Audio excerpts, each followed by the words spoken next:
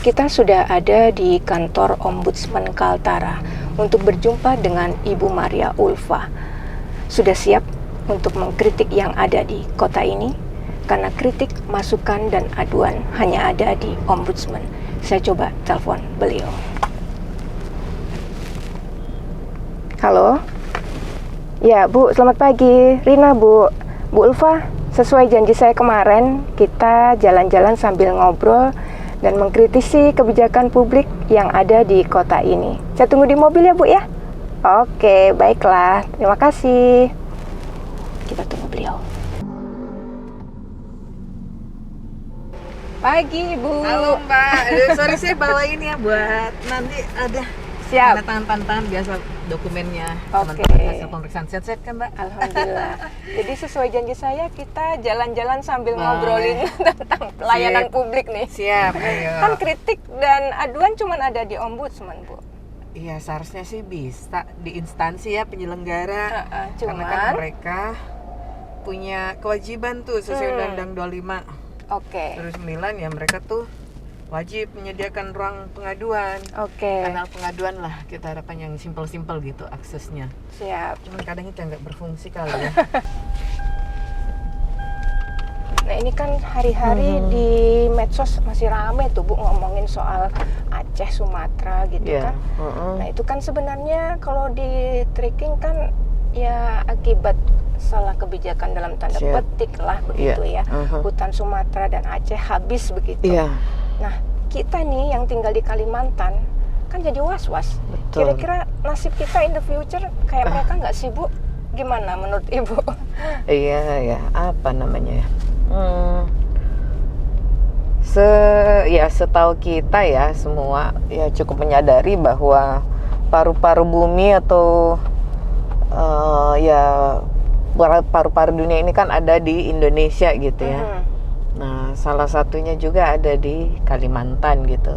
Betul. Kalau bicara tentang ya dari hutannya yang begitu luas lah ya, yang memang salah satu fungsinya sebagai paru-paru dunia atau paru-paru bumi. Nah, ya memang makin kesini obrolan itu terkait itu ya setelah kejadian di Aceh, Sumatera Utara dan Barat kan ya. Nah harapannya sih kita nggak mengalami hal-hal seperti itu ya. Tapi kalau sekedar harapan ya apa ya itu sebatas di harapan aja, harusnya ada tindakan nyata ya. Misal gini, taruhlah meskipun ya kita kan belum tahu nih apa sih sebenarnya hasil investigasi kali ya yang dilakukan di sana. Mungkin ada sudah apa namanya semacam investigasi terkait kejadian itu, tapi ya pada saat ini taruhlah kita belum mendapatkan informasi gitu terkait dengan hasil investigasi. Nah, dalam hal apa supaya tidak terjadi misal nih banjir yang diakibatkan mungkin adanya aktivitas yang menyebabkan area-area resapan itu nggak ada ya, harusnya sih diantisipasi. Misal dengan terkait dengan aktivitas yang harusnya berizin gitu. Nah izin ini juga bisa keluar ya apabila ada rekomendasi teknis ya. Misal itu dia bahayanya, bagaimana Bu. dengan AMDAL-nya, gimana dengan UKL UPL-nya gitu. Karena aktivitasnya itu kan berkaitan dengan lingkungan gitu. Nah terus setelah misalnya ada izin-izinnya ya gimana pengawasannya? Kan percuma juga kalau misalnya sudah diberikan izin terus beraktivitas tapi pengawasan nggak berjalan gitu. Nah karena nggak selamanya kan, berarti kalau misalnya gini dapat izin terus membangun gitu ya, tapi kalau nggak diawasi ya jangan sampai ada mungkin tindakan yang agak lalai gitu. Oh, ternyata yang tadinya aktivitas atau kegiatannya itu misal nih dia berakibat pada luasan sekian aja yang berdampak dari aktivitas atau kegiatannya tersebut. Namun karena nggak diawasi, mungkin juga apa namanya taruhlah perusahaan ini fokus pada misalnya produksi gitu. Nah, ternyata lalai, abai terhadap yang tadinya dampaknya luasannya sekian meter aja atau kilometer, ternyata lebih luas lagi gitu.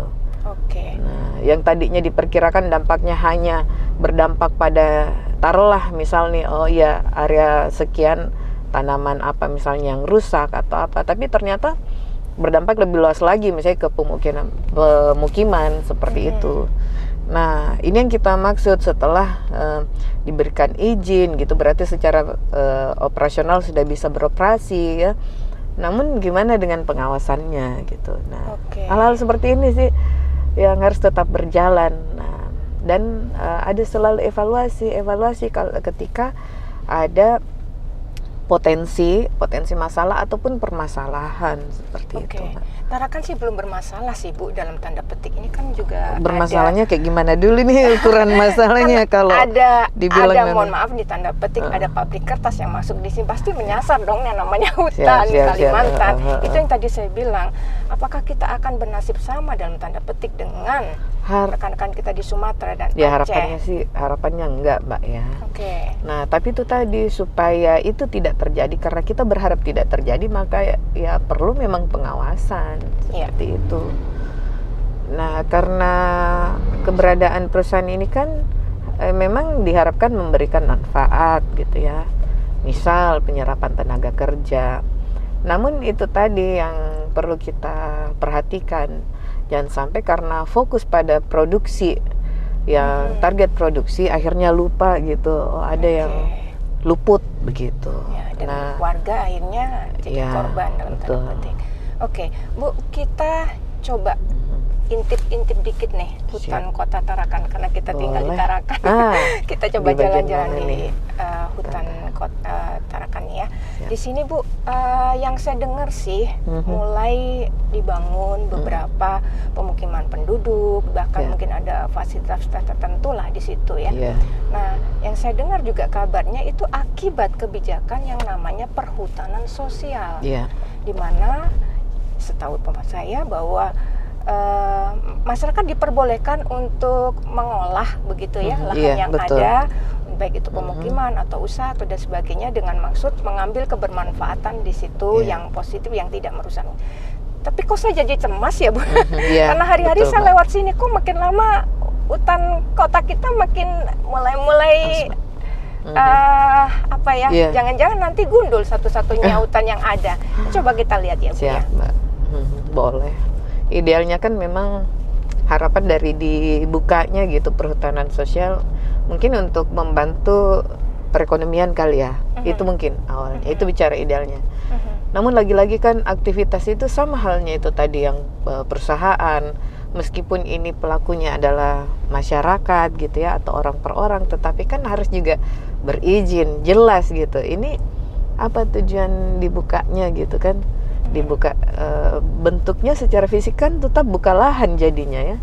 Jadi akan mengganggu atau seperti apa ya, ekosistem yang ada tuh mungkin agak berubah gitu loh Mbak kan.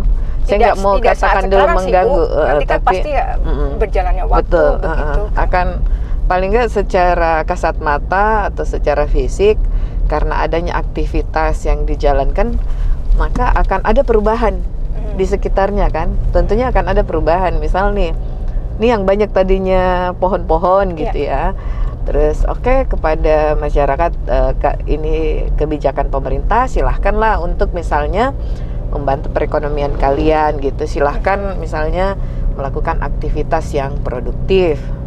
Lalu mau tidak mau, nggak mungkin dong misalnya ada yang kata tanaman-tanaman begini, mereka nggak, ya mungkin disingkirkan. Akhirnya kan ada perubahan gitu kan. Yang tadinya ada tanaman jadi nggak ada tanaman. Taruhlah kita asumsikan seperti itu. Nah, ini yang dikhawatirkan kalau misalnya tidak, seharusnya kan juga berizin, Mbak. Enggak juga mungkin seizinnya itu seperti yang yang perusahaan-perusahaan besar, enggak. Namun kan karena adanya aktivitas ini, paling enggak dia punya komitmen bahwa aktivitas ini memang tujuannya untuk misalnya ya saya tanam ini tanam itu akan membantu perekonomian masyarakat sekitar gitu. Tetapi kalau misalnya ternyata peruntukannya lain, ya harusnya kan itu ditegur dalam tanda petik betul, begitu ya betul, Bu. iya. Oke. Bahkan ada tempat wisata loh Bu di Oh, yang masa? sebelah kanan jalan, Apa namanya tuh? saya lupa ingat, cuman sebelah kanan jalan tuh ada sempat dibangun. Kalau tempat wisata berarti kan bakal akan banyak ramai UMKM di situ, kemudian orang mulai bangun-bangun, terus ya pastilah jadi masyarakat terinspirasi untuk membuat usaha di sekitaran wilayah wisata itu gitu. Menurut Ibu? Nah, kalau kembali tadi ke tujuan utama ya, untuk membantu perekonomian masyarakat, itu luar biasa mulia tujuannya. Namun harus diperhatikan itu tadi Mbak, akan ada perubahan-perubahan terhadap lingkungan. Terus jangan sampai ekosistem ini terganggu. Terganggunya itu udah masuk di level rusak gitu. Nah, ini kan yang kita, kalau dibilang berubah tujuannya untuk produktif dengan dampaknya tidak merusak gitu ya, ya tentu itu yang kita harapkan. Tetapi kalau misalnya memang tidak diawasi, dan tentunya memang harus diawasi. Nah, kalau nggak diawasi dengan cara itu tadi, misalnya nih ada potensi gitu ya, jadi harus ditegur potensi misalnya kerusakan ekosistem apa. Ini jangka pendeknya seperti apa potensinya, menengah dan panjangnya gitu. Nah, kehadiran misalnya dengan adanya tempat wisata, lalu memicu masyarakat sekitar untuk melakukan aktivitas kayak berjualan gitu ya, tentu dari penjualan itu akan menghasilkan pendapatan dan tentu akan membantu mungkin memperbaiki kondisi ekonominya, minimal rumah tangga ekonomi. Itu luar biasa ya kalau seperti itu memang. Namun di sisi lain tetap harus diperhatikan, khususnya para yang mengawasi ya, yang berwenang ya harus memperhatikan jangan sampai itu tadi akan merusak ekosistem gitu. Kalau di sini dulu seingat saya tuh Bu, yang boleh hanya semacam peternakan ayam gitu ya. Kemudian belakangan udah mulai nih, coba Ibu lihat ada beberapa orang yang membangun bangunan secara semi permanen dulu nih awalnya. Nah, kita sudah masuk di hutan kota nih. Semi permanen dulu, terus lama-lama berubah menjadi batu bata. Kemudian jadinya pemukiman gitu ya. Begitulah. Jadi sebenarnya kalaupun sampai ruang hijau Tarakan itu habis ya, dan mengakibatkan bencana itu datang, ini bisa nggak sih Bu disebut sebagai kegagalan sebuah pelayanan publik? Kita lihat pelayanannya di sini kan pertama dengan apa ya, sebelah kanan jalan. Oh, di sebelah situ ya Mbak. Iya, Jadi kan sebenarnya ada juga upaya menghidupkan perekonomian. Ini bicara tentang tanggung jawab pemerintah ya Mbak, melalui mungkin pihak ketiga, taruhlah itu pihak swasta gitu ya, meskipun bentuknya perorangan gitu yang menjalankan usaha. Nah, kehadiran pemerintah di sini kan jelas nampak bahwa ada keinginan pemerintah untuk meningkatkan kesejahteraan warganya gitu ya, taruhlah seperti itu. Itu letak layanannya di situ. Kedua, secara teknis mereka diberikan izin, misalnya para pelaku-pelaku usaha ini. Nah, itu kan salah satu juga bentuk-bentuk layanan. Nah, jangan lupa pengawasan pun bentuk layanan, Mbak. Gitu lah. Dan dengan adanya pengawasan ini, itu apa ya, bentuk-bentuk tindakan antisipatif itu juga menjadi tanggung jawab pemerintah. Nah, maka dengan mengacu salah satu peraturan yang ada, dan juga bisa mengacu ke peraturan seperti misalnya di atasnya peraturan pemerintah atau misalnya ada permen terkait dengan kebencanaan. Nah, langkah-langkah antisipasi yang perlu dihadirkan oleh pemerintah itu juga bentuk layanan, Mbak. Jadi mungkin perlu melakukan antisipasi dengan melihat potensi ini bakal terjadi longsoran kayak gitu ya. Atau ya misalnya tanah jadi turun atau apa, maka dilakukanlah antisipasi seperti itu, selama dengan catatan aktivitas yang dijalankan oleh para pelaku usaha ini itu berizin gitu. Berizin ya. Kalau tidak berizin, maka dilakukanlah semacam teguran gitu ya, sebagai bentuk tindakan tegas sesuai dengan mekanisme. Mungkin teguran berapa kali agar mengurus izinnya, segera melengkapi ya izinnya. Kalau tidak ya bisa saja itu dicabut atau ditutup. Mengapa? Karena ada tanggung jawab pemerintah dalam bentuk lain, melindungi masyarakatnya. Gitu. Jadi dan itu merupakan langkah antisipatif agar misalnya ternyata ada potensi gitu ya. Nah, khawatirnya kalau itu terus-menerus, aktivitas itu terus-menerus dibiarkan tanpa berizin, lalu semakin meluas, maka kan akan berdampak pada masyarakat atau ekosistem yang ada rusak, bahkan ada korban. Ini kan yang perlu kita hindari. Nah, di situ tanggung jawab pemerintah di sisi lain, dan itu juga bagian dari layanan. Dan jangan lupa itu tadi pengawasan gitu ya. Dengan berdasarkan pengawasan yang dilakukan, ada hal-hal langkah antisipatif yang perlu segera diambil. Tetapi pastikan juga yang beraktivitas di situ ya harus berizin. Jadi simultan bisa berjalan bersama nih Mbak. Pelaku usaha diingatkan untuk berizin dan bertanggung jawab terhadap lingkungan. Di sisi lain pemerintah juga menjalankan pengawasannya, dan ada upaya-upaya antisipasi terhadap potensi-potensi yang kemungkinan terjadi yang bisa berdampak buruk secara lingkungan dan ekosistem ya. Bicara ekosistem kan bukan hanya tanaman-tanaman, tetapi juga penduduk di sekitar juga. Beberapa kali Ibu singgung soal pengawasan gitu ya dari tadi. Bu, tapi yang namanya ngawasin, kemudian melayanin, sesuatu yang menurut saya sih lebih tidak menarik dibandingkan membangun. Kalau membangun nih Bu, aduh. Ya, bergantung nih. Ya kalau baik. Ya, saya tiba-tiba teringat nih Bu. Nih pemerintah kota khususnya Tarakan lagi senang-senangnya nih, lagi semangat-semangatnya mau membangun nih.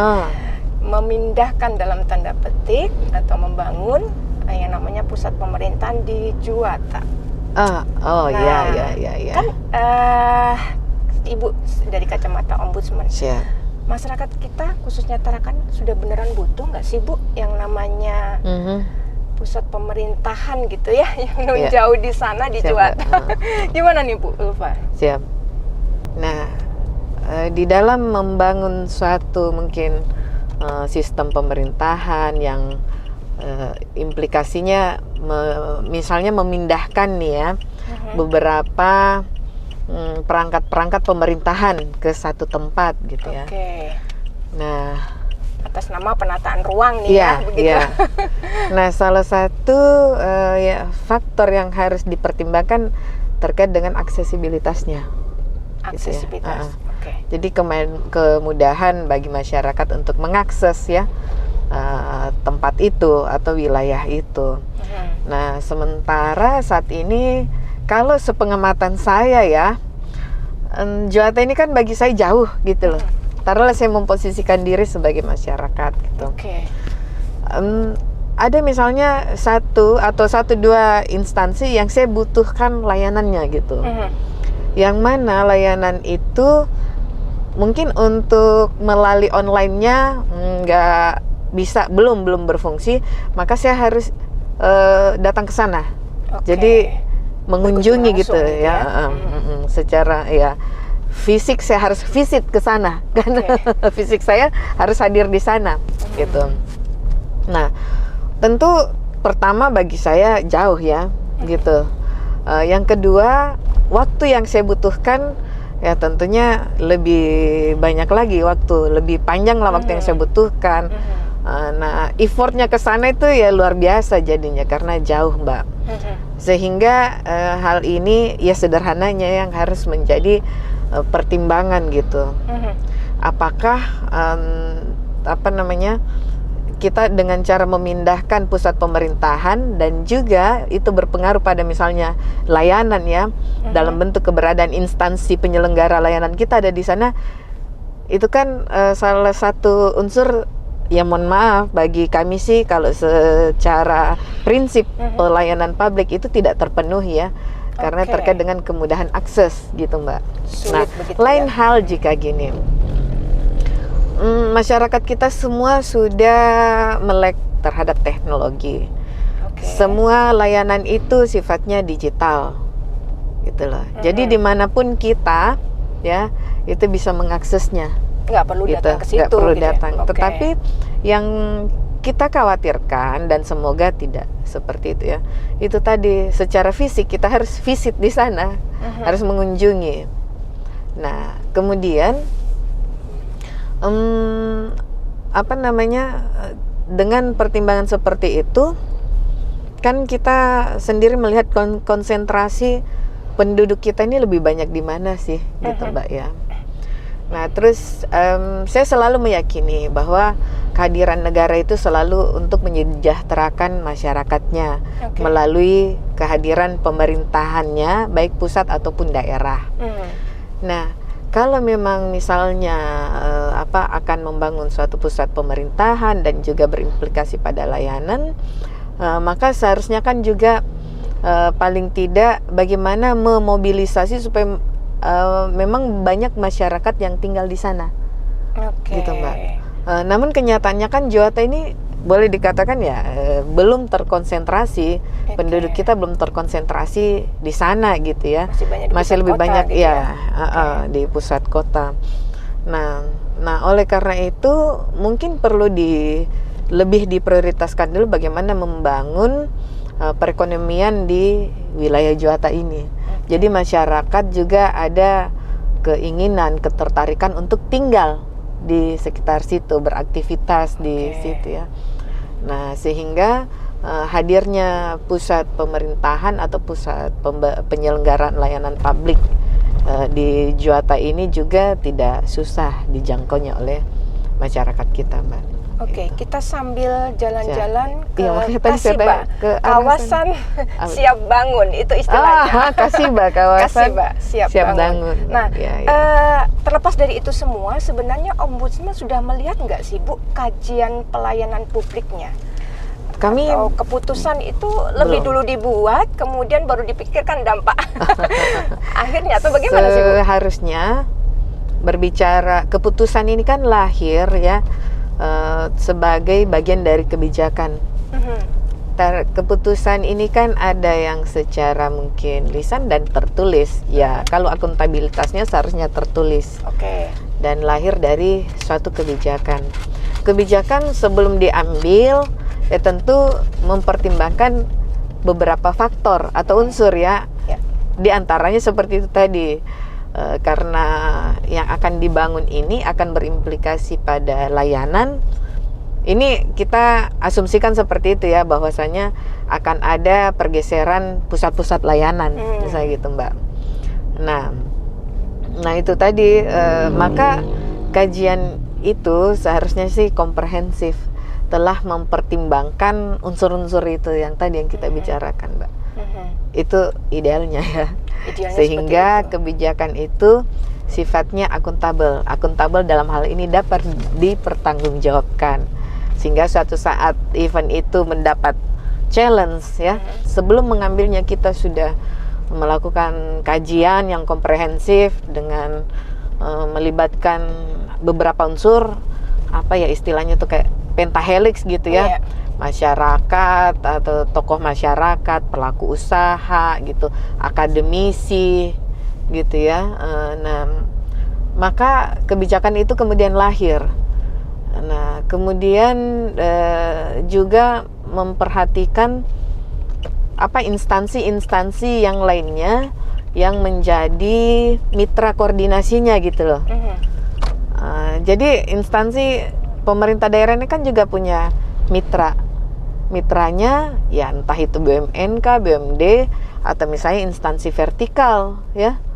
Yang ada, apakah dengan kehadiran pusat pemerintahan yang baru dalam hal koordinasi dengan mitra-mitranya juga itu mudah apa tidak? Jadi kajian itu memang harus melihat dari berbagai sektor Mbak, berbagai sisi ya. Ya, sebenarnya boleh dibilang belum, tanda petik belum sempurna sebenarnya Bu ya. Masih banyak masyarakat yang mengeluh begitu ya. Ya, kalau seperti ini jalannya ya ini juga yang harus kita perhatikan, luasan jalan seperti apa gitu. Oke. Nah, berkaitan dengan apa ya, kan kita bicara pelayanan publik ini ya, saya nggak mau terlalu menyoroti konsep suatu apa namanya tata kota yang seharusnya gimana gitu ya.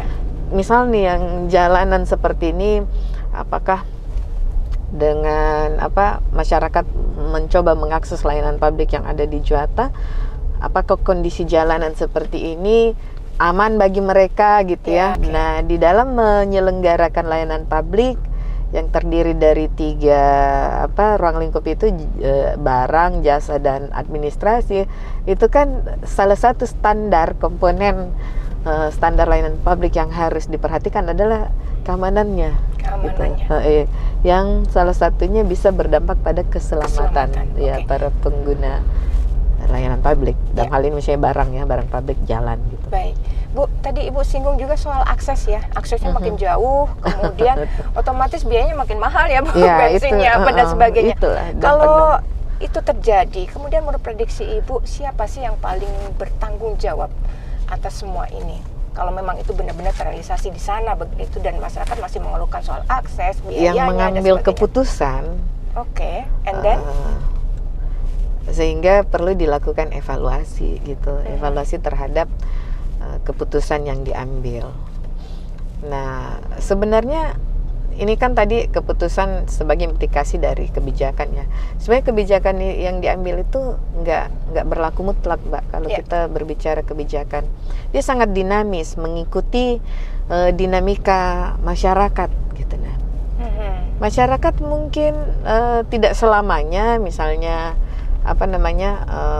memiliki misalnya aktivitas A, bisa jadi besok lusa B. Taruhlah kayak ini sekarang kita jalan di, mungkin hari ini mereka jalan yang seperti ini ya, mata dagangannya ada 5, besok lusa bisa jadi 2 aja, fokus di 2. Karena itu tadi dinamika, dinamika, dan dinamika itu terkadang juga berdasarkan kebutuhan masyarakat gitu. Jadi kebijakan itu bisa dievaluasi, Mbak Rina. Bisa dievaluasi. Dengan mempertimbangkan itu tadi ya, ya kalau bicara bahwa suatu kajian itu komprehensif, misal nih Mbak Rina mungkin pernah gitu kami informasikan ke Mbak Rina atau memberikan data terkait kajian kami ke pelabuhanan, dikit ya menyinggung itu karena menurut kami itu cukup komprehensif gitu. Karena mulai dari tata kelola parkirnya, terus dermaga sampai dengan armadanya gitu loh. Kenapa? Karena pengguna layanan itu pas masuk di ketika mereka udah melewati portal karcis itu, berarti kan pada saat itu mereka udah masuk di ruang-ruang layanan, menikmati layanan begitu betul. Mulai parkiran kayak gimana, terus di dermaga gitu gimana layanan yang ada di skop di area dermaga itu, sampai dengan armadanya kan. Armadanya yang kami juga minta selalu memastikan life jacketnya itu berfungsi, jumlah dan fungsinya gitu. Terus bahkan kursi-kursi yang ada di suatu speed ya, karena bicara armada ya, itu harus bisa juga inklusif sifatnya. Inklusif dalam artian untuk kelompok rentan itu juga bisa mengakomodir, misal ada disabilitas atau ada orang-orang tua atau misalnya penumpang yang sedang sakit, gimana sih seharusnya kursi speed itu yang kita maksud komprehensif. Seperti itu Mbak Rina. Nah, kalau misalnya ada yang kurang, makanya itu tadi kebijakan itu kan nggak mutlak. Kalau misalnya ada yang kurang, ya udah dievaluasi, kemudian dilakukan perbaikan. Mengingat bahwa perbaikan pelayanan publik ini Mbak Rina, mungkin kalau Mbak Rina pernah datang ke satu instansi, entah pemerintah daerah atau vertikal, kita biasa lihat ada tuh dipajang semacam prasasti kayak maklumat layanan. Nah, salah satu isi dari maklumat layanan itu kan kalau nggak 1, 2, 3 ada 4 kali 1, 2, 3, 4, bahwa penyelenggara layanan ya di situ dijelaskan akan senantiasa melakukan perbaikan. Senantiasa melakukan perbaikan. Oke. Itu kan pertama bersungguh-sungguh menyelenggarakan layanan sesuai dengan ketentuan perundang-undangan. Kedua akan senantiasa melakukan perbaikan terhadap layanan publik ya. Nah dari sini kan kenapa ada perbaikan itu? Perbaikan muncul setelah kita evaluasi, oh ternyata ini misalnya ini kurang berfungsi nih gitu ya. Nah, itu kan bagian dari evaluasi. Oke, kita perbaiki deh supaya berfungsi ke depannya. Jadi kebijakan itu bisa dilakukan evaluasi. Oke. Wah, jam segini ini jam-jam pulang sekolah. SD. Iya, SD. Aduh. Sorry Bu, macet ini. Saya jadi teringat nih Bu. Jam-jam pulang sekolah gini berarti ngomongin soal pendidikan kayaknya asik nih. Iya. Nah, pendidikan generasi emas iya, nih, calon generasi emas kita nih. Pendidikan ini sebenarnya bisa jadi lahan sih Bu, dalam tanda petik. Jadi gini, kadang banyak sekolah-sekolah yang berlindung di balik kata-kata minta sumbangan dari saya sambil tanda tangan Mbak. Ya, orang tua. Baik. Karena misalnya untuk biaya-biaya yang mungkin pembangunan ruang ini, ruang itu, atau mungkin untuk kebutuhan sarana atau apa dan sebagainya yang memanfaatkan komite. Di dalam sekolah pasti ada komite-komite kan Bu. Betul. Gitu. Nah, menurut kacamata ombudsman, masyarakat kan taunya sekolah tuh gratis gitu ya. Nah, ini apakah bentuk sumbangan-sumbangan tadi, apakah bentuk manipulasi istilah atau sebenarnya ada kelalaian aturan sih Bu di dalamnya atau bagaimana? Ya, kita, awas Mbak, hati-hati menepi aja Mbak, buru-buru ini kan. Oh sampah. Ya. Oke. Nah, coba kita ingat bersama kembali ya bahwa negara ini kan diatur oleh konstitusi gitu. Undang-undang dasar kita mengamanahkan bahwa tiap warga negara berhak gitu ya atas pendidikan gitu. Apalagi pendidikan dasar ya yang 9 tahun ini Mbak Rina. Nah memang atas dasar itu kan kemudian dianggarkan lah ya, dan anggaran itu APBN APBD pula gitu loh untuk pendidikan. Dan wajar jika misalnya masyarakat selalu merasa bahwa ini gratis gitu, gratis dalam bentuk apa aja misalnya gitu ya. Ya semua ketika mereka menikmati mereka menjalankan kegiatan belajar mengajar gitu. Entah itu ketika mereka mengikuti SPMB ya, pada saat penerimaan murid baru mereka mendapatkan seragam misalnya yang gratis, buku-buku, bahan ajar ya, peralatan semuanya gratis gitu. Itu kan yang kemudian berkembang di masyarakat mindset, dan itu tidak salah jika ada mindset seperti itu. Nah lalu bicara tanggung jawab dalam dunia pendidikan, kan tidak hanya pemerintah saja, tetapi juga orang tua atau masyarakat gitu Mbak Rina. Nah sebagaimana kita perhatikan bahwa kan di sekolah-sekolah itu ada dibentuk komite gitu. Komite ini sepengetahuan kita ya secara kasarnya sih rata-rata orang tua siswa. Betul. Kenapa kemudian dominan orang tua siswa atau hampir mungkin semuanya? Ya karena kan anak-anak mereka bersekolah di situ gitu ya. Nah terkait dengan tanggung jawab, kemudian perhatian dari komite. Kalau misalnya kita memperhatikan postur APBN, APBD memang cukup besar. Namun mungkin kenyataannya yang disebut misalnya anggaran itu melalui BOS, mungkin ada yang tidak terakomodir seperti itu Mbak Rina. Lalu pikirnya orang tua siswa ini, wah ini perlu ini ya melalui komite. Maka berinisiatiflah, misalnya dengan mengadakan sumbangan sukarela gitu ya, atau misalnya barang A, barang B ini kita perlu adakan. Nah oleh karena itu kita perlu menyumbang. selama tidak ditentukan nominalnya dan waktunya, itu jelas sumbangan. Namun terkadang secara psikologis ada masyarakat yang merasa bahwa wah, saya ini kok kayak dikejar-kejar terus karena belum nyumbang gitu ya. Katanya sukarela gitu, tapi kok saya dijapri terus nih, ibu yang belum nyumbang atau bapak yang belum nyumbang atau orang tuanya si A. Iya, itu kenyataannya. Nah, lalu siapa yang bisa menjamin bahwa ketika sebagian orang tua mengatakan ini sumbangan, tidak ada paksaan kok, siapa yang bisa menjamin psikologisnya orang tua yang lain? Dan siapa juga yang bisa menjamin apakah sebagian orang tua ini berkomitmen tidak akan melakukan tindakan-tindakan yang sifatnya intimidatif atau penekanan? Kan nggak ada yang bisa menjamin itu.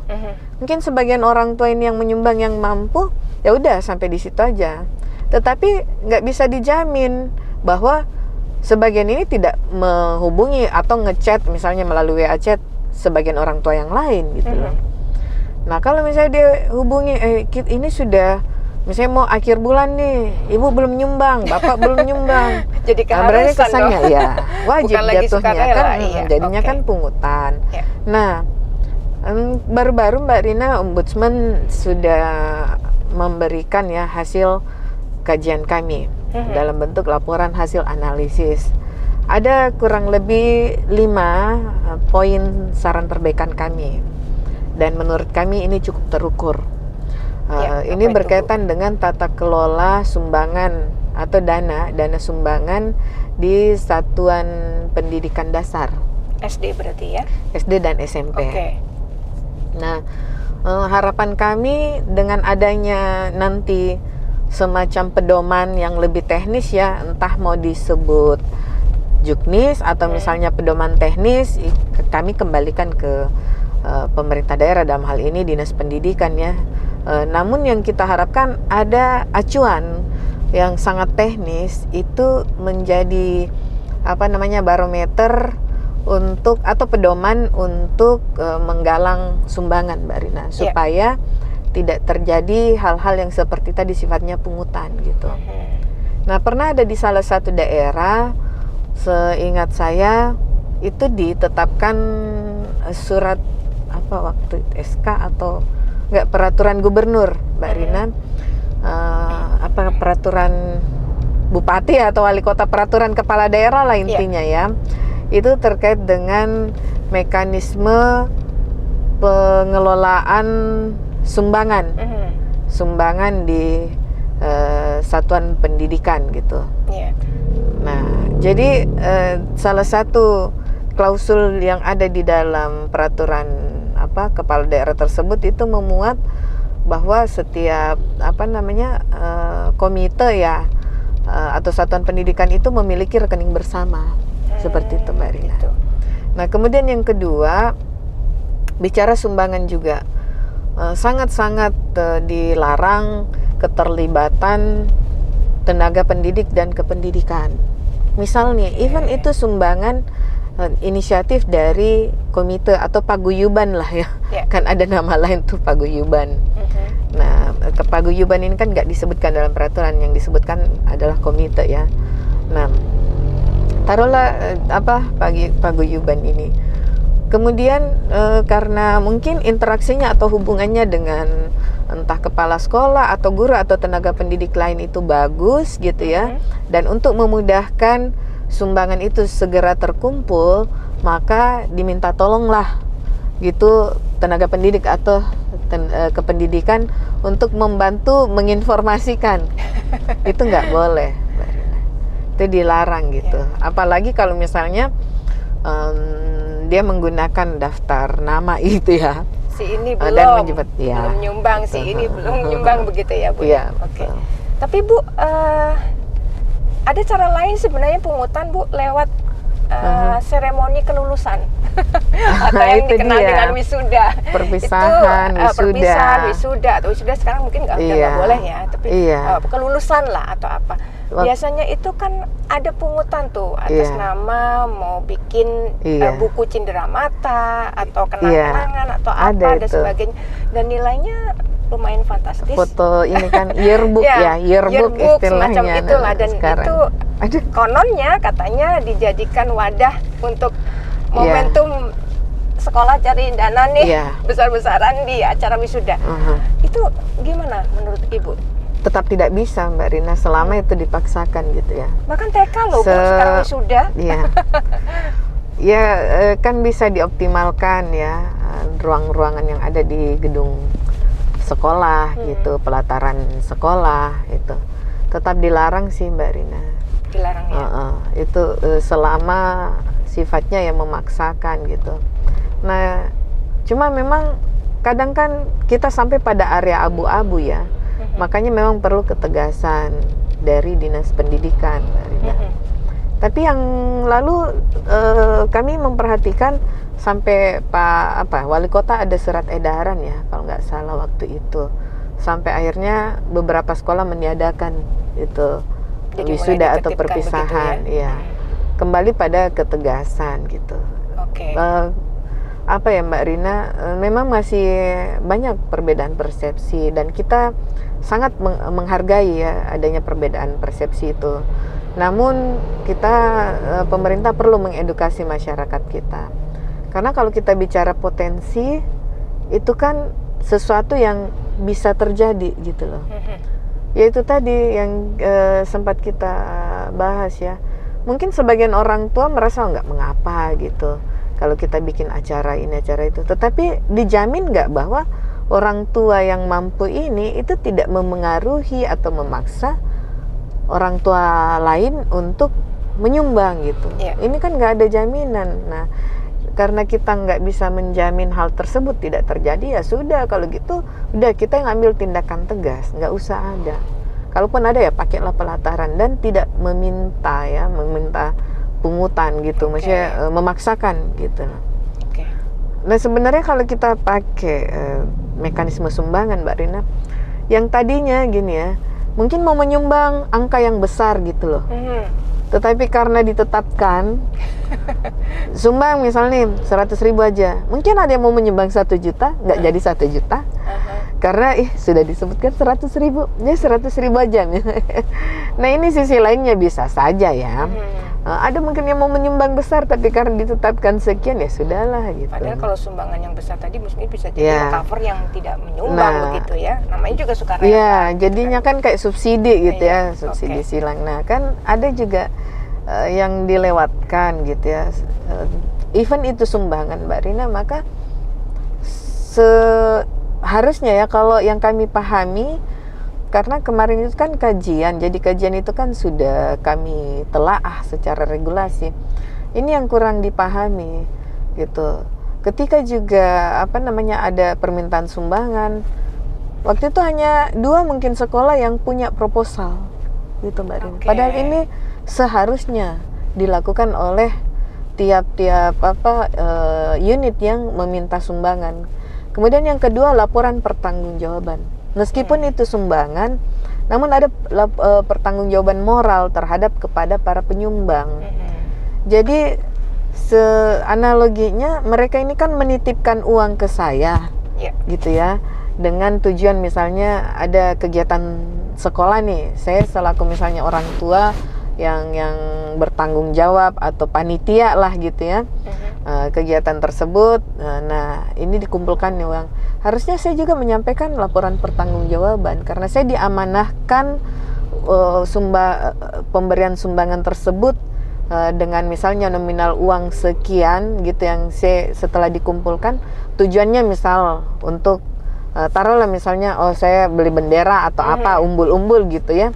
Ya saya ini harusnya tetap menyampaikan laporan pertanggungjawaban karena amanahnya akan terlihat apakah terrealisasi apa enggak ya ketika saya menyampaikan pertanggungjawaban secara administrasi ini ada pencatatannya dan secara fisik ada buktinya gitu loh, bukti fisiknya ada. Ini yang harusnya dilakukan oleh pengelola yang menerima sumbangan atau yang menjalankan kegiatan-kegiatan itu yang seharusnya sih dilakukan ya. Tapi itu sering luput. Jadi paling misalnya dari 10 sekolah ya, komitenya kita tanyakan, paling itu cuman 2, nggak semua yang gitu. memberikan laporan lengkap Ya, gitu laporan ya. pertanggungjawaban. Oke. Gitu. Nah, ini ada mobil MBG nih depan kita, Bu. SPPG, iya Iya. benar-benar. Jam segini memang jam-jam mereka ngantar makanan, gitu kan? Oh iya. Ini yang SPPG Juwata Laut. Ya, soal MBG nih, Bu. Kayaknya SPPG. juga banyak aduan dan keluhan nih. Iya. Kabarnya yang saya dengar juga seringkali dilakukan oleh mitra dalam tanda petik. Kemudian banyak juga orang yang berbondong-bondong mengajukan permohonan membuat yayasan, Bu, untuk digunakan sebagai itu tadi SPPG ya. Iya, SPPG padahal kan nggak boleh kalau yayasan, ya karena SPPG harusnya ya mungkin semacam PT atau apa gitu yang penyedia jasa itu kan, layanan itu gitu. Nah, sebenarnya apa yang salah di sini, Bu? Pengawasan lagi-lagi kecolongan atau gimana? Ya. Kalau terkait MBG ini ya, memang hampir keluhan, khususnya keluhan nih. Kadang kan nanti ada keluhan yang apa? Mungkin gangguan pencernaan atau yang bahasa di media itu misal keracunannya, itu baru kemudian rame-rame tuh dibahasnya. Nah, kalau kami khususnya Kaltara, kami sudah meminta, dan mungkin ini yang sedang berjalan di antara SPPG atau misalnya yayasan atau mitra yang mau mendirikan SPPG itu, sebelum-sebelumnya kami minta memang supaya BGN RI ya, kepada Kepala BGN RI untuk menghimbau agar seluruh SPPG ini itu memiliki sertifikat layak higienis gitu. Nah, itu yang penting tuh. Jadi kan untuk memastikan bahwa SPPG ini sudah memiliki SLH ya, sertifikat layak higienis. Kemudian kami juga meminta agar mereka memiliki izin gitu ya, karena ini yang perlu diingat bahwa aktivitas mereka ini adalah bentuk dari usaha. Jadi mereka ini kan boleh dikatakan statusnya pelaku usaha ya. Iya, pelaku usaha. Maka kan harusnya berizin gitu. Izin ini ya ada semua, pasti berkaitan pengelolaan lingkungannya kayak gimana gitu, limbah-limbahnya ya. Iya, betul. Nah, itu setelah kan setelah beberapa kejadian ya, yang terkait yang bahasa di media tuh keracunan ya. Keracunan. Gitu. Nah, oleh karena itu, karena yang dijalankan ini berkaitan dengan penyelenggaraan layanan publik juga ya, karena sasarannya ke sekolah-sekolah gitu ya, siswa-siswi. Nah, oleh karena itu ya mitranya ini pun harus jelas gitu. Mitra BGN yang yakni SPPG ya, Satuan Pemenuhan Pelayanan Gizi ini ya harus jelas. Pun begitu dengan para komponen yang ada di dalamnya. Misal dalam hal ini ahli gizinya seperti apa gitu ya, juru masaknya, SOP-nya seperti apa gitu. Ya seharusnya ada standar sih Mbak Rina, misal. Cuman Bu, sorry saya potong. Iya. Ini yang menarik nih ya. Iya. Izin ada, kemudian mungkin juru masak tapi habit nih Bu, belakangan tuh ada yang namanya komunitas Columbus. Komunitas ibu-ibu bungkus. Oh, kelompok iya. Jadi akhirnya mestinya si siswa nanti akan dapat porsi sekian, jadi terkurang sekian karena lagi-lagi bagian dari mitra itu sendiri. Bahkan mungkin sebelum dimasak ada nih laporan yang masuk ke kami juga, sebelum dimasak dibawa pulang bahan-bahannya, jadi berkurang. Nah, lagi-lagi pengawasannya di mana nih Bu? Iya. Gimana ya? Mulainya dari mana nih? Karena oknum pelaku jadi banyak jadinya ya. Jadi kan Mbak, sistem itu ya memang harus betul-betul direncanakan ya. Kita asumsikan aja nih, idealnya penyelenggara layanan publik gitu. Nah, maka dari itu ya seharusnya mereka ini memiliki standar operasional prosedur. Oke. Dengan adanya SOP, maka itu akan menjadi panduan bersama. Misal, karyawan yang dibutuhkan taruhlah di bagian masak dulu, Mbak Rina ya. Yang masak nih karena dibagi 2 shift, masing-masing misalnya 5 gitu ya. Yang masak dulu nih, gitu. Nah, yang 5 ini ya harus mengacu pada panduan SOP. Mulai mereka datang, itu misalnya ada briefing, terus masuk. Misalnya ya, kita asumsikan bahwa ini ada SOP nih. Mereka ketika masuk harus memakai pakaian yang kayak pelindung ya. Iya. Alat APD. pelindung, ya. Pelindung diri ya yang lengkap, ada penutup kepala, sarung tangan, bahkan alas kakinya itu harusnya sama gitu. Oke, standar Nah, lah ya. iya betul. Kemudian ya sebelumnya harus ya kayak cuci tangan gitu ya. Bahkan di bangunan SPPG ini, misal nih ini ada ruang makanan, tempat penyimpanan makanan. Nah, yang masuk ke dalam situ harus juga diatur dalam SOP. Siapa saja yang diantara misalnya 5 ini bisa masuk ke dalam, gitu loh. Terus terkait dengan jumlah makanan yang tersedia, bahan makanan yang disediakan, gitu, stokisnya gitu ya. Ini ada berapa yang masuk, harusnya sih dicatat, kasarnya seperti itu Mbak Rina. Dicatat dengan lengkap gitu ya. Nggak kurang, jadi kan akan ketahuan gitu ketika misalnya ada upaya-upaya kayak bahan makanan diambil oleh oknum gitu ya. Nah, dan lengkapi dengan CCTV seperti itu. Jadi makanya itu yang kita ingatkan ke kepala BGN bahwa SPPG ini adalah pelaku usaha. Maka dan aktivitasnya ini adalah menyelenggarakan layanan publik. Oleh karena itu, kenapa kita minta SPPG itu berizin, terus kenapa kita minta supaya memiliki SOP, karena itu tadi, status mereka sebagai pelaku usaha dan kegiatan mereka menyelenggarakan pelayanan publik. Maka mereka harus memiliki SOP.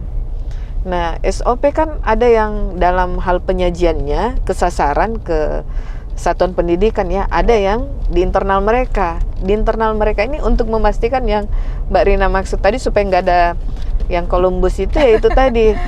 Setiap misalnya ada stok gitu ya, itu harus betul-betul dicatat. Kalau perlu ada di papan informasi di dalam satu ruangan mereka bahwa stok hari ini tiap hari gitu. In out jumlahnya gitu. In out betul. Oke. Apa penyebabnya? Mungkin karena pelaku-pelaku atau mitra-mitra ini tadi bukan dari orang kalangan profesional, Bu, yang di bidang itu. Jadi boleh dikatakan bagi-bagi proyek begitu.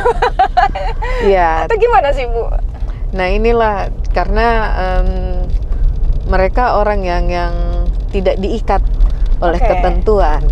Meskipun mungkin orang-orang yang ada di situ orang yang kurang pengalaman gitu Mbak Rina ya dalam berorganisasi gitu ya, atau nggak paham birokrasi, tapi setidaknya mereka ini harus diikat oleh aturan gitu.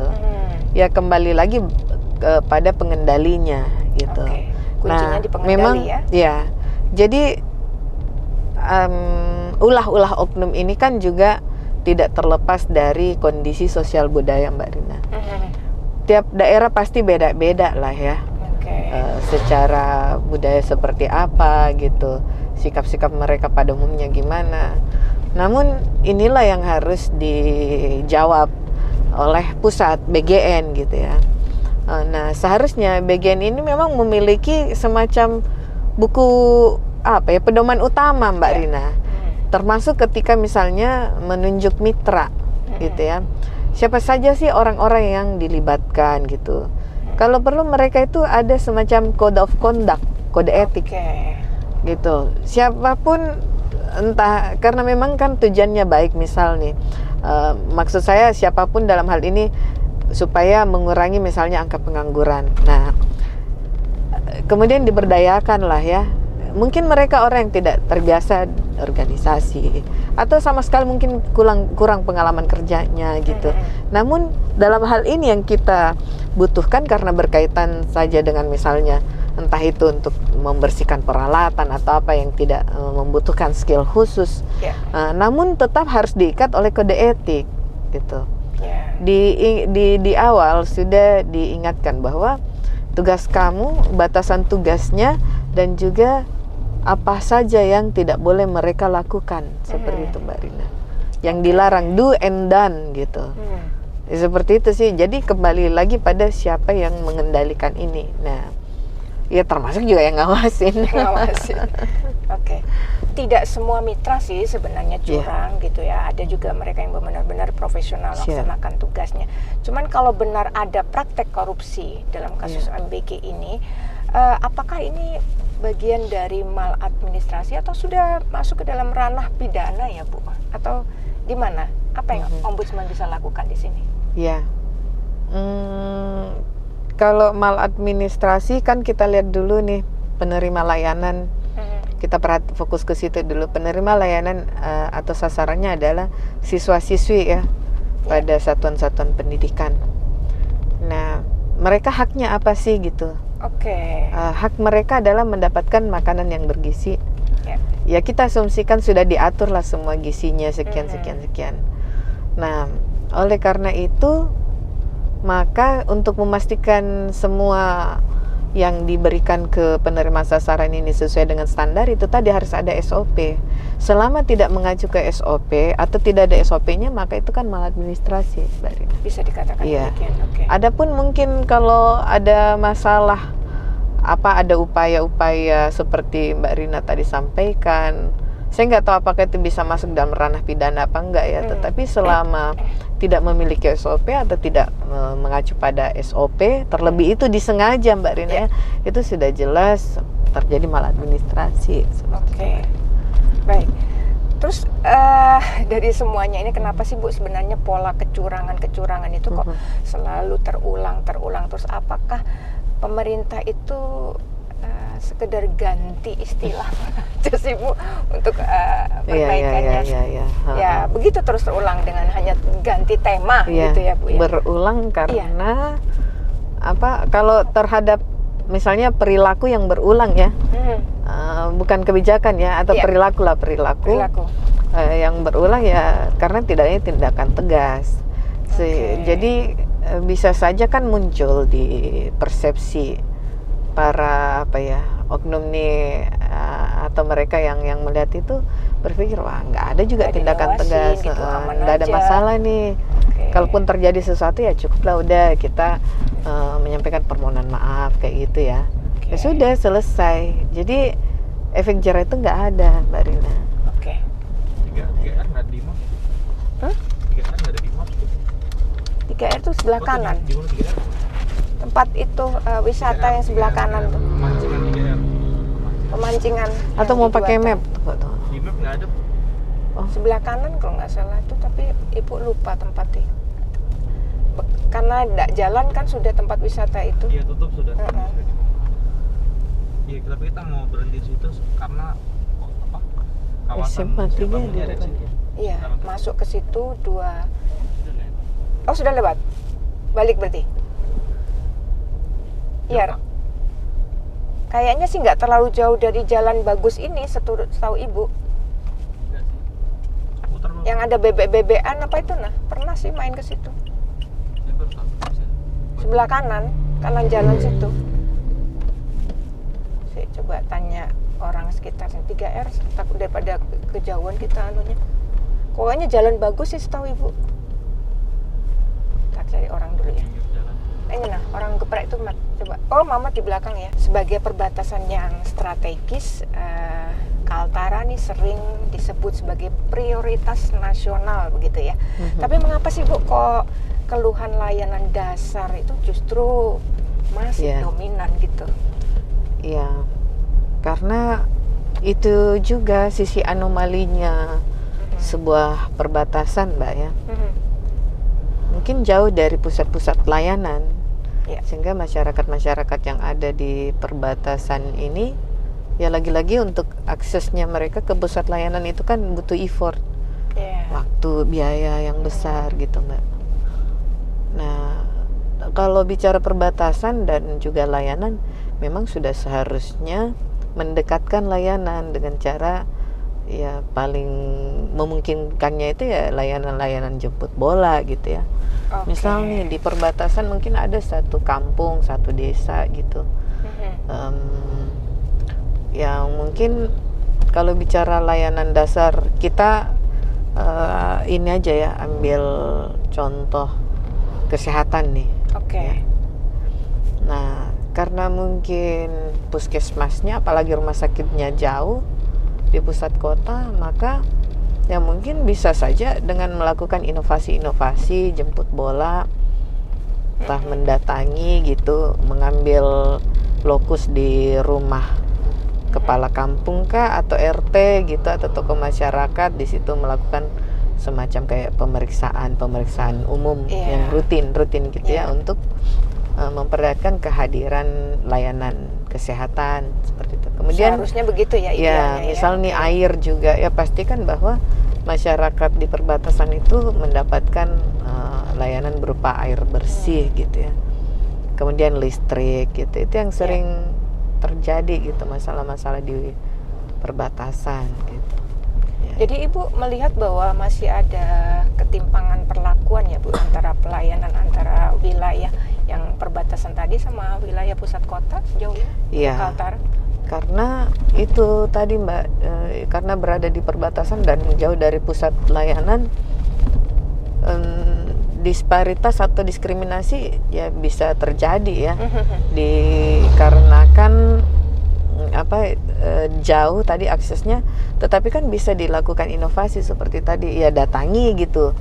Datangi wilayah-wilayah yang memang jauh dari pusat layanan gitu. Kita lah yang harus mendekatkan layanan itu ke masyarakat.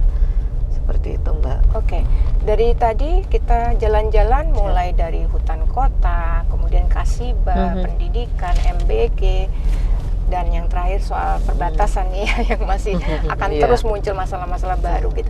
Ya, yang sering kali dikorbankan pasti warga dong Bu. Betul. Ya. Kemudian, nah siapa sih yang paling bertanggung jawab? Apakah sistem, kepala daerah, atau keberanian birokrasi itu sendiri Bu? Keberanian apa Mbak? Birokrasi.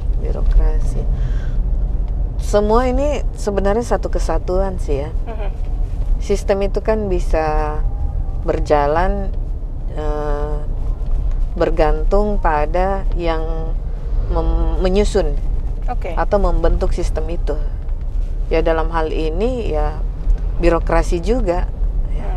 Nah, birokrasi dapat berjalan secara efektif dan efisien ya bergantung pengawasannya. Nah, kalau kita bicara struktural, maka pengawasan itu kan seharusnya berjenjang, Mbak. Ya, kalau sederhananya kita menarik garis vertikal, bicara struktural ya. Horizontal, vertikal, tapi coba fokus ke vertikal karena struktur nih. Struktur itu selalu kita identikan dari level bawah sampai level atas gitu ya. Dan bertingkat-tingkat. Nah, seharusnya itu dapat dimaknai bahwa struktur ini salah satu fungsi yang harus nampak adalah pengawasan gitu. Dan sebagaimana kondisi birokrasi pada umumnya, jika pengawasan itu berjalan sesuai dengan tingkatannya sampai dengan pucuk pimpinan, maka sistem itu bisa berjalan sesuai dengan peraturan perundang-undangan. Berarti lama sekali pengawasan kita ya. Nah, sederhananya kan begini Mbak ya. Kalau bicara kita bicara terkait dengan unsur pimpinan, sebenarnya sudah jelas. Kalau teknis itu penanggung jawabnya adalah setingkat sekretaris daerah. Teknis nih. Nah, perangkat daerah, kepala perangkat daerah atau SKPD itu dalam peraturan entah pemerintahan daerah atau PP ya, itu disebutkan jelas bahwa kepala perangkat daerah atau SKPD kayak kepala-kepala dinas gitu ya, instansi itu setidaknya memiliki tiga unsur kemampuan teknikal, berarti kan teknis Mbak ya, harus paham manajerial ya, manajemen karena terkait dengan SDM yang mereka kelola dalam unitnya, dan juga sosial budaya. Budaya ini karena dia bertugas misalnya di satu wilayah, nah di dalam mengambil kebijakan ya seharusnya berbasis pada kondisi sosial budaya atau ekonomi masyarakat sekitar. Nah 3 unsur ini kan idealnya seharusnya dimiliki gitu, dan di bawah pengawasan dari penanggung jawab teknis. Ya. Dalam hal ini misalnya sekretaris daerah. Nah kepala daerah fungsinya kan pembina, Mbak. Ya. Nah kepala daerah itu memang nggak masuk teknis, tetapi sekretaris daerah ini kan yang akan menyampaikan laporan-laporan ya ke pembinanya. Pembinanya yang akan memberikan arahan seharusnya seperti apa gitu. Itu kalau kita bicara tanggung jawab secara struktural. Nah, oleh karena itu yang kalau Mbak tanyakan tadi ya memang semua jadinya satu kesatuan nih, sistem, birokrasi dan apalagi itu yang satu ya kepala daerahnya ya. Kepala daerahnya. Gitu. Dalam hal ini pemerintahnya ya memang sudah satu kesatuan. Berarti semua adalah tanggung jawab bersama. Ya, gitu ya. Jadi memang komitmen itu kan dibangun bersama-sama, Mbak. Dan itu bisa berjalan dengan baik kalau semuanya menjalankan dan juga berbicara tentang keberlanjutannya harus konsisten. Ya. Itu kan kalau sama-sama komitmen nih, terus dalam implementasinya nggak ada konsistensi ya, nggak ini juga ya, sistemnya nggak berjalan sesuai ketentuan perundang-undangan kayak gitu. Oke. Banyak sih kita sudah kritisin baik kota ini maupun provinsi. Nah, Ibu, kritik sudah kita sampaikan. Kemudian solusi juga sudah kita buka. Nah, sekarang tinggal satu pertanyaan, mau diperbaiki atau diabaikan? Nah, karena pelayanan publik bukan janji, jadi tapi soal tanggung jawab dan masa depan. Thank you Bu Ulfa. Udah ngobrol, kita saatnya makan siang nih. Ayo. Ya pemirsa, sampai ketemu lagi di Equata TV. Saya Rina Chandra, salam.